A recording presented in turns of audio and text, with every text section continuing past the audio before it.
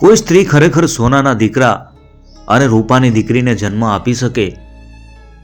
એક રાજાના અટપટા પ્રશ્ને આખા નગરને વિચારમાં પાડી દીધું. પણ જે જવાબ મળ્યો એણે તો ઇતિહાસ રચી દીધો. ઘણા સમય પહેલાની વાત છે. એક નાનકડું ગામ હતું. આ ગામના ચોરે ને ચોટે જેની આણ વર્તાતી હતી એવા પ્રતાપી રાજા એટલે ન્યામી મહારાજ. ન્યામી મહારાજ એટલે જાણે સાક્ષાત ધર્મનો અવતાર. જુવાન લોહી, ખમીરવંતું શરીર અને પ્રજા પ્રત્યે અપાર પ્રેમ. કહેવાય છે ને કે બેસતા રાજા અને આવતી વહુ જો સારા હોય તો નસીબ ખુલી જાય. બસ ન્યામી મહારાજ ગાદીએ બેઠા ત્યારથી જ આખું નગર સુખી સંપન્ન હતું. મહારાજ હવે લગ્નની ઉંમરે પહોંચ્યા. ગામના વડીલો અને સગાવાલાએ વિનંતી કરી કે બાપુ, હવે રાજગાદીને શોભાવે એવી કોઈ ગુણિયલ રાણી લઈ આવો તો સારું. મહારાજે હસીને હા પાડી. પણ એમની એક જ શરત હતી કે કન્યા દેખાવડી હોય એના કરતા ગુણવાન અને બુદ્ધિશાળી હોવી જોઈએ. થોડા દિવસોમાં જ આખા રાજ્યમાંથી 4 શ્રેષ્ઠ કન્યાઓની પસંદગી કરવામાં આવી. આ 4 કન્યાઓ ન્યામી મહારાજ સામે હાજર થઈ. 4 એકથી ચડિયાતી સુંદર હતી. કોઈના ગાલ ઉપર લાલી હતી તો કોઈની આંખોમાં હરણ જેવી ચપળતા. મહારાજે આ 4નું પારખું લેવાનું નક્કી કર્યું.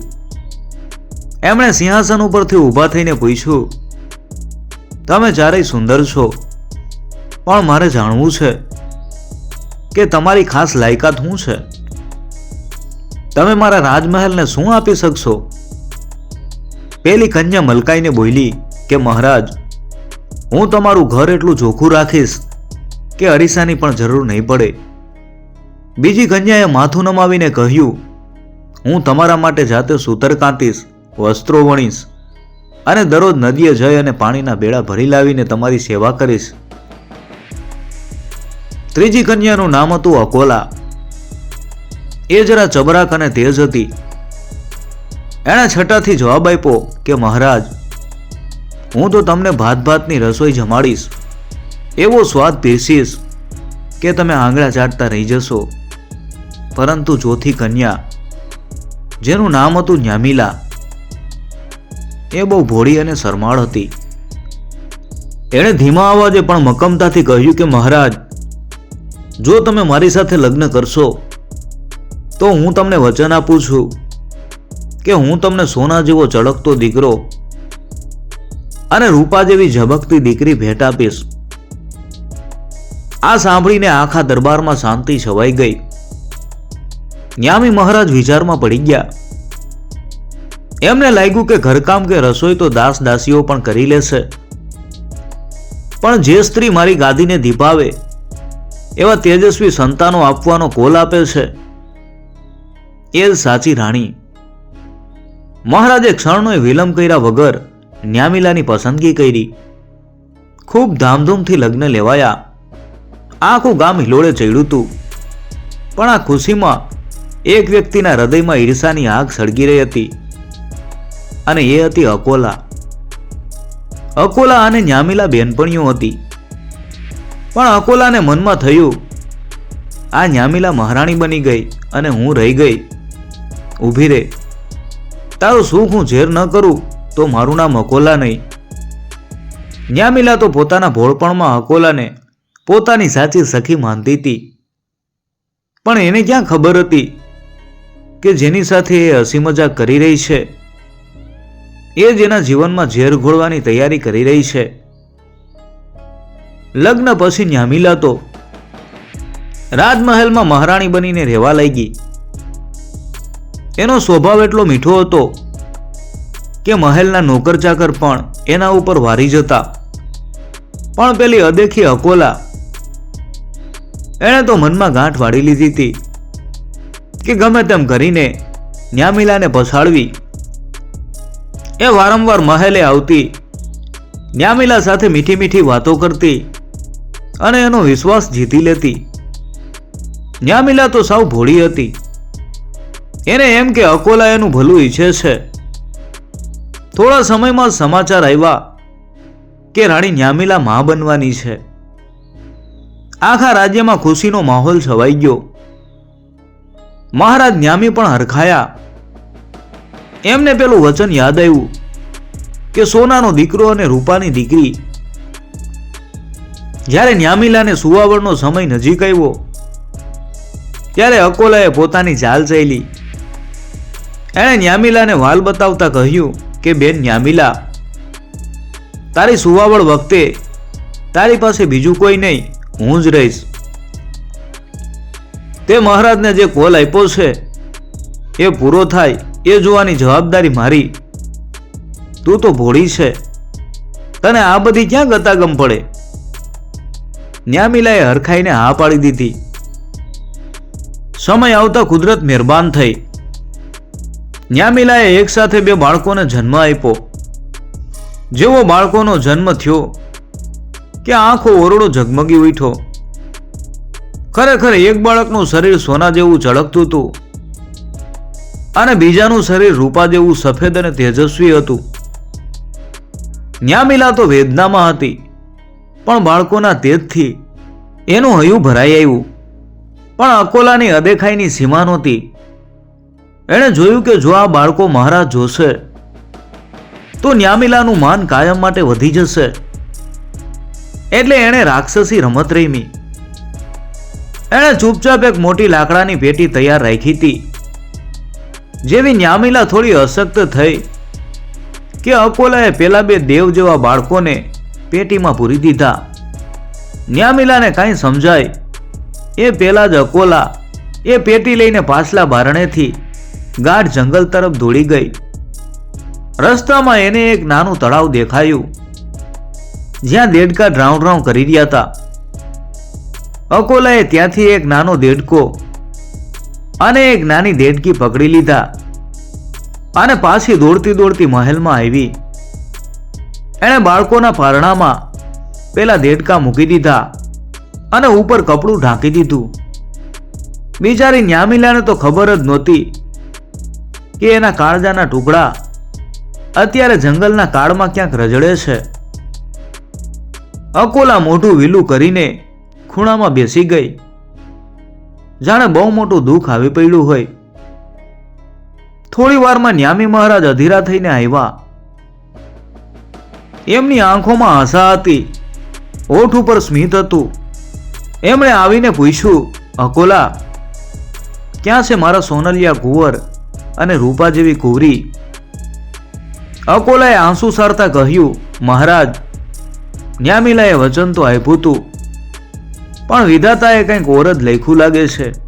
જુઓ જુઓ આ નસીબનો ખેલ. એણે પારણા ઉપરથી કપડું હટાવ્યું.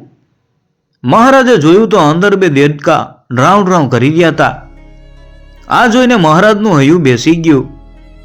આશાના મહેલ ધસી પડ્યા અને એની જગ્યાએ ક્રોધે વાસ કર્યો. એમને લાગ્યું કે ન્યામિલાએ આખા રાજ્યની સામે એમની મજાક ઉડાવી છે અને એમને દગો દીધો છે.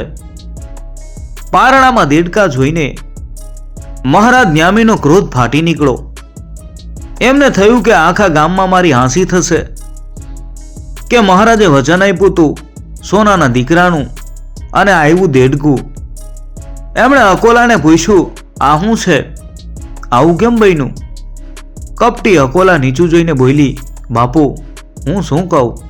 પેલા તો બાળકો જ જન્માતા, પણ જેવી ન્યામિલાએ એમની સામે જોયું કે તરત જ બંને દેડકા બની ગયા. આ તો કોઈ અશુભ માયા લાગે છે.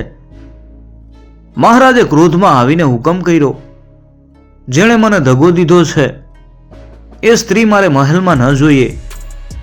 આ દેડકાઓને તળાવમાં નાખી આવો અને ન્યામિલાને અત્યારે જ એના પિયર મૂકી આવો.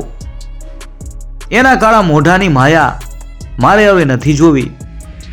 બિચારી ન્યામિલા હજુ તો એ સુવાવડની પીડામાંથી માંડ બેઠી થઈ હતી ત્યાં જેના ઉપર હાફ ફાટ્યું એ કરગૈરી રૈડી. પણ મહારાજે એક ન સાંભળી. સૈનિકો એને રથમાં બેસાડીને એના પિયરના સીમાડે મૂકી આવ્યા. આખું નગર વાતો કરવા લાગ્યું અને અકોલા મનોમન હરખાતી હતી કે હવે એનો રસ્તો સાફ થઈ ગયો, પરંતુ જેનું કોઈ નથી હોતું એનો ભગવાન હોય છે. પેલી બાજુ ગાઢ જંગલમાં એક ઝાડની બખોલમાં પેલી પેટી પડી હતી. એમાં પેલા બે માસૂમ બાળકો ભૂખના માર્યા ઉવા રડતા હતા. એ જ સમયે જંગલમાંથી એક શિકારી પસાર થતો હતો. શિકારીનું નામ હતું કાનજી. કાનજી આખો દિવસ શિકારની શોધમાં ભટકતો, પણ આજે એના નસીબમાં કંઈક બીજું જ લખ્યું હતું. બાળકોનો રડવાનો અવાજ સાંભળીને કાનજી ચોંકી ગયો. આટલા ઘોર જંગલમાં બાળકો ક્યાંથી? એણે અવાજની દિશામાં જોયું તો ઝાડની બખોલમાં એક સુંદર પેટી પડી હતી. એણે પેટી બહાર કાઢી અને જેવું ઢાંકણું ખોલ્યું એની આંખો અંજાઈ ગઈ. પેટીની અંદર દેવના ચક્કર જેવા બે બાળકો હતા, એક છોકરો અને એક છોકરી. કાનજી તો ડઘાઈ ગયો. એને કોઈ સંતાન નહોતું, એટલે એણે વિચાર્યું કે આ તો ભગવાને મોકલેલી ભેટ છે. એ અરખાઈને પેટી ઉપાડી અને પોતાની ઝૂંપડીએ પહોંચ્યો. એની પત્ની જીવી તો બાળકોને જોતા જ રાજીના રેડ થઈ ગઈ. પણ અસલી ચમત્કાર તો હવે થવાનો હતો. રાત્રે જ્યારે જીવીએ બાળકોને પથારીમાં સુવડાવ્યા ત્યારે એણે જોયું કે જ્યાં છોકરાઓ આળોટતા હતા ત્યાં પથારીમાં સોનાની ચમકતી રજ ખરતી હતી, અને જ્યાં છોકરી સૂતી હતી ત્યાં ચાંદી જેવી સફેદ રજ વેરાયેલી હતી. સવારે કાનજીએ જોયું તો આખી પથારી સોના રૂપાની રથથી ભરેલી હતી. એ તો ધ્રુજી ઉઠ્યો, જીવી, આ બાળકો તો કોઈ દેવના અંશ છે. જો આ તો સાચું સોનું અને રૂપું છે. શિકારી દંપતીએ એ રજ એકઠી કરી અને નજીકના શહેરમાં જઈને વહેંચી. એમને એટલા પૈસા મળ્યા કે એમની ગરીબી એક જ રાતમાં ગાયબ થઈ ગઈ. ધીરે ધીરે સમય વીતવા લાગ્યો. શિકારીએ હવે મોટું ઘર બનાવ્યું, પણ એણે એક વાત યાદ રાખી કે આ બાળકોનો ભેદ કોઈને ન કહેવો. જો કોઈને ખબર પડશે કે આ બાળકો સોનું રૂપું આપે છે તો કોઈ એને ઝૂંટવી જશે. બાળકો હવે ઘૂંટણીએ ચાલતા થયા હતા. તેઓ જ્યાં જ્યાં ચાલતા ત્યાં એમની પાછળ સોના રૂપાના પગલાની રજ પથરાતી જતી. આખા જંગલના પશુ પંખીઓ પણ આ બાળકોના તેજથી અંજાઈને એમની આસપાસ રમવા આવતા. કાનજી અને જીવીએ એમનું નામ પાડ્યું સુવર્ણકુમાર અને રૂપા.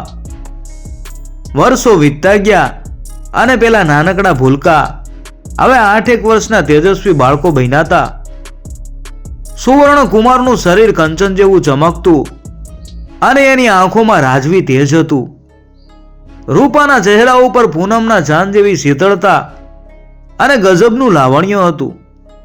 કાનજી અને એની પત્ની જીવીએ આ બાળકોને પોતાના જીવની જેમ સાચવ્યા હતા. હવે એ ગરીબ શિકારીની ઝૂંપડીને બદલે ગામમાં એક મોટું આલીશાન મકાન બની ગયું હતું. શિકારીએ હવે શિકાર કરવાનું છોડી દીધું હતું, કારણ કે બાળકો જ્યાં બેસતા કે ઉઠતા ત્યાંથી એટલું સોનું રૂપું મળી રહેતું કે આખું ગામ એનાથી ખાઈ શકે. કાનજી દર અઠવાડિયે શહેરમાં જઈને આ કિંમતી રજ વેચી આવતો અને સુખેથી દિવસો વિતાવતો. પણ વાત સુપીરીએ ખરી. ગામમાં ધીરે ધીરે ચર્ચા શરૂ થઈ. અલ્યા, આ કાનજી શિકારી રાતોરાત આટલો ધનવાન ક્યાંથી થઈ ગયો? બીજો બોલ્યો કે મેં સાંભળ્યું છે કે એના ઘરે 2 બાળકો છે. જે ચાલે છે તો સોનું ખરે છે અને હસે છે તો મોતી ઝરે છે. લોકો હવે એ બાળકોને જોવા માટે પડાપડી કરવા લાગ્યા. સુવર્ણકુમાર અને રૂપા જ્યારે ગામની શેરીમાં નીકળતા ત્યારે લોકો એમના પગલાની રજ લેવા દોડતા. આ ચમત્કારની વાતો વાયુ વેગે પડોશના ગામમાં અને છેક મહારાજા ન્યામીના રાજ્ય સુધી પહોંચી ગઈ. આ બાજુ મહારાજ ન્યામીના દિવસો બહુ કપરા વીતતા હતા. રાજમહેલ તો મોટો હતો, પણ ત્યાં હવે શાંતિ નહોતી. ન્યામીલાને કાઢી મૂક્યા પછી મહારાજનું મન કોઈ કામમાં લાગતું નહીં. એમને અવારનવાર ન્યામીલાનો ચહેરો અને એણે આપેલું વચન યાદ આવતું. એમને મનમાં એક પ્રશ્ન સતાવતો કે શું ખરેખર ન્યામીલાએ મને દગો દીધો હશે કે પછી આમાં કોઈની ઊંડી ચાલ છે. ન્યામી મહારાજે અકોલાને મહેલમાં તો રાખી, પણ એની સાથે પેલા જેવો પ્રેમ રહ્યો નહોતો. અકોલા ગમે એટલા મન મનાવ્યા કરે, પણ મહારાજનું હૈયું તો ન્યામીલા માટે જ ઝૂરતું હતું.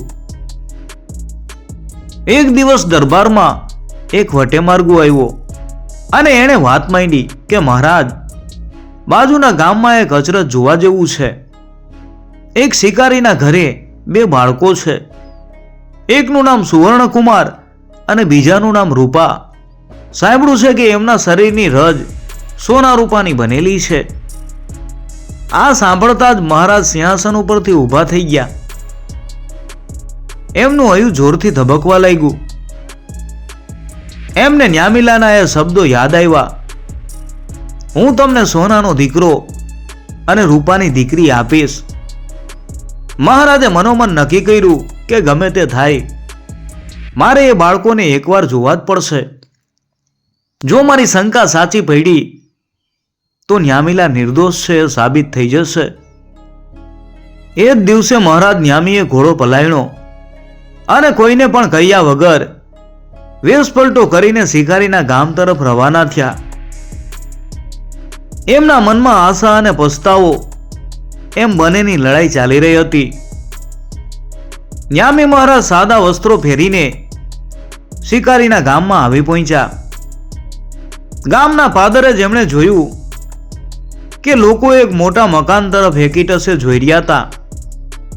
મહારાજે એક વટેમાર્ગુને પૂછ્યું કે ભાઈ, આ ઘર કોનું છે અને લોકો અહીં કેમ ઉમટી પડ્યા છે?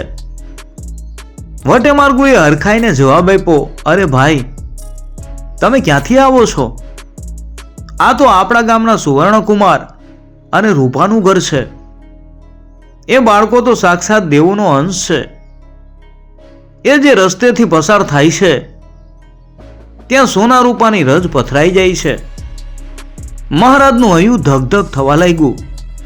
એ ગમે તેમ કરીને શિકારીના ઘર સુધી પહોંચ્યા, પણ કાનજી શિકારી અને એની પત્ની જીવી બહુ સાવધ હતા. એમને ડર હતો કે કોઈ આ બાળકોને નુકસાન ન પહોંચાડે, એટલે એમણે બાળકોને ઘરમાં જ રાખ્યા હતા. મહારાજે આખો દિવસ રાહ જોઈ, પણ બાળકોના દર્શન ન થયા. ન્યામી મહારાજને હવે ખાતરી થઈ ગઈ હતી કે આ બાળકોમાં કંઈક તો અજબ વાત છે. એમણે ગામના મુખીની મદદ લીધી. મુખી મહારાજને ઓળખતા હતા, એટલે એમણે કાનજી શિકારીને સંદેશો મોકલાવ્યો કે કાનજી, આપણા ગામમાં એક મોટા મહેમાન આવ્યા છે. એમને તારા બાળકોને જોવા છે. એમને એકવાર બહાર આવવા દે. કાનજી મનથી તો નહોતો માનતો, પણ મુખીની વાત ટાળી શકાય એમ નહોતી. એણે સુવર્ણકુમાર અને રૂપાને આંગણામાં આવવાનું કહ્યું. જેવા બંને બાળકો આંગણામાં આવ્યા કે આખું વાતાવરણ ઝગમગી ઉઠ્યું. સુવર્ણકુમારના ચહેરા ઉપરનું તેજ મહારાજના હૃદય સોંસરવું ઉતરી ગયું. રૂપાની આંખોમાં રહેલી માસુમિયત જોઈને મહારાજની આંખો ભરાઈ આવી. બાળકો આંગણામાં થોડા ડગલા ચાલ્યા અને ખરેખર મહારાજે જોયું કે એમના પગલાની પાછળ સોનેરી અને રૂપેરી રથની આખી હારમાળા રચાઈ ગઈ હતી. ન્યામી મહારાજને હવે કોઈ શંકા નહોતી. આ એ જ સંતાનો હતા જેનું વચન ન્યામીલાએ આપ્યું હતું. પણ એમના મનમાં હજુ એક કોયડો હતો. જો આ મારા સંતાનો હોય તો એ રાત્રે દેડકા ક્યાંથી આવ્યા અને આ બાળકો આ શિકારી પાસે કેવી રીતે પહોંચ્યા? મહારાજે પોતાનો અસલી પરિચય આપ્યા વગર કાનજી શિકારીને એકાંતમાં બોલાવ્યો અને પૂછ્યું કે ભાઈ કાનજી, આ બાળકો ખરેખર તારા જ છે ને? તારી પત્નીએ જેમને જન્મ આપ્યો છે ને? શિકારી થોડો ગભરાયો. એણે આજુબાજુ જોયું અને ખોટું બોલવાનો પ્રયત્ન કર્યો. હા સાહેબ, આ તો અમારું લોહી છે. ભગવાને અમને મોડા આપ્યા પણ મીઠા ફળ આપ્યા છે. પણ મહારાજની પારખું આંખો શિકારીના ચહેરા ઉપરનો ડર જોઈ ગઈ. મહારાજે કડક અવાજે કહ્યું, કાનજી, તું એક મહારાજ સામે ઊભો છે. જો સાચું નહીં બોલે તો તારા માટે આ ઠીક નહીં હોય.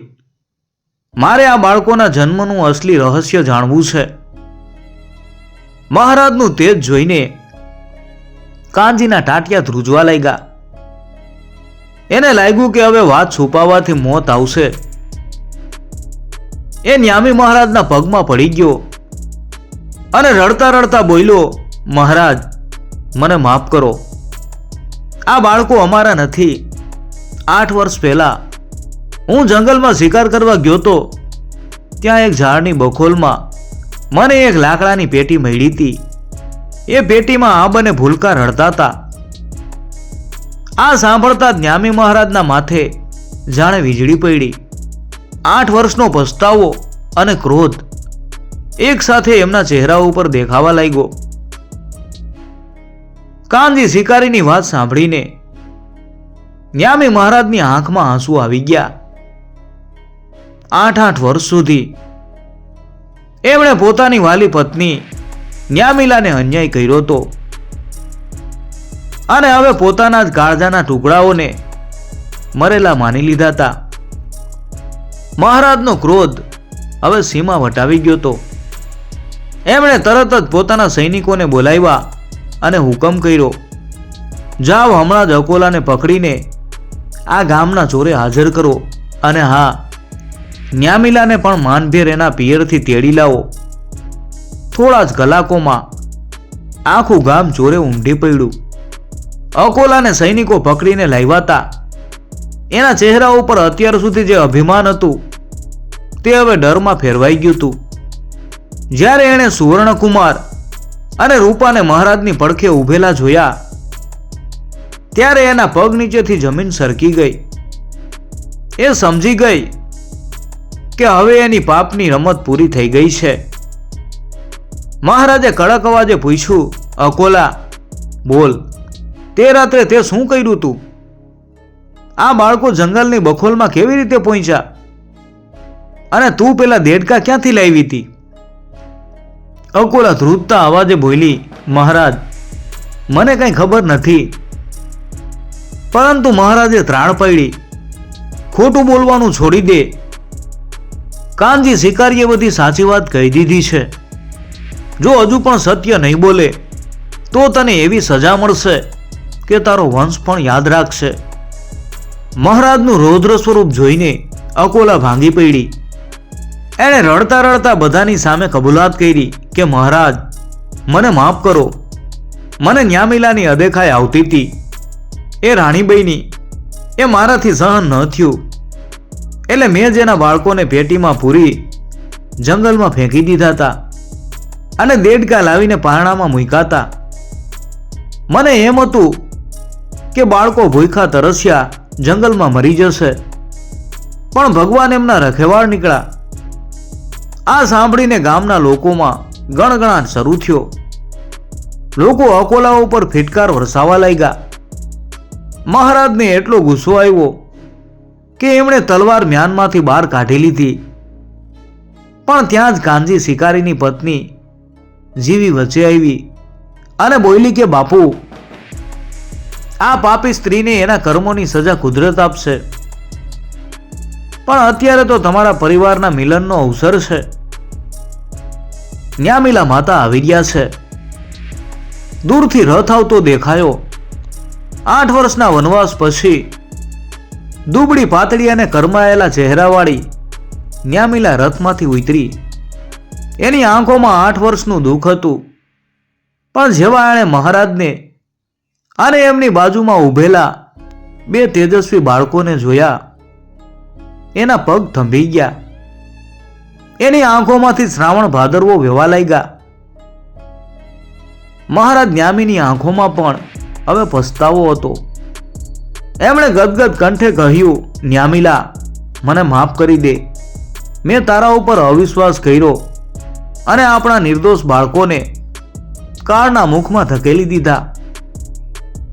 આજે આ બાળકો જીવતા છે એ માત્ર ઈશ્વરની કૃપા છે. સુવર્ણકુમાર અને રૂપા પેલા તો ડઘાઈને જોઈ રહ્યા હતા, પણ લોહીની સગાઈ કઈ છૂપી રહીએ. બાળકોને પોતાની માતા તરફ એક અજબનું ખેંચાણ થવા લાગ્યું. ન્યામીલાએ ધ્રુજતા હાથે બાળકોને પોતાની પાસે બોલાવ્યા. જેવો એણે બાળકોને સ્પર્શ કર્યા, ત્યાં તો ચમત્કાર થયો. બાળકોના શરીરમાંથી સોના રૂપાની રસ ઝરવા લાગી અને આંખો ચોરો તેજથી ભરાઈ ગયો.